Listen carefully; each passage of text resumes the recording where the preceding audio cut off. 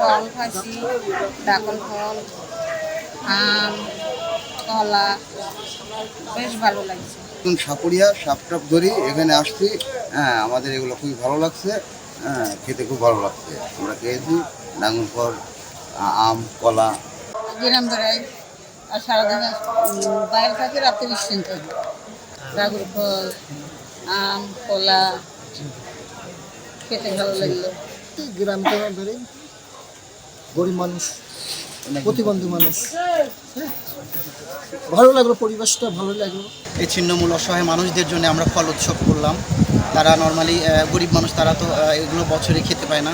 তো আমরা আম, লিচু, কলা থেকে শুরু করে ড্রাগন ফল সব কিছু তাদেরকে নিয়ে উৎসব করে তাদেরকে খাওয়ানোর চেষ্টা করলাম। আলহামদুলিল্লাহ দেখলাম যে এখানে ছিন্নমূল লোকেরা চারপাশের ভিক্ষুক, এদের মৌসুমি ফল দেওয়ার চেষ্টা করলাম আর কি।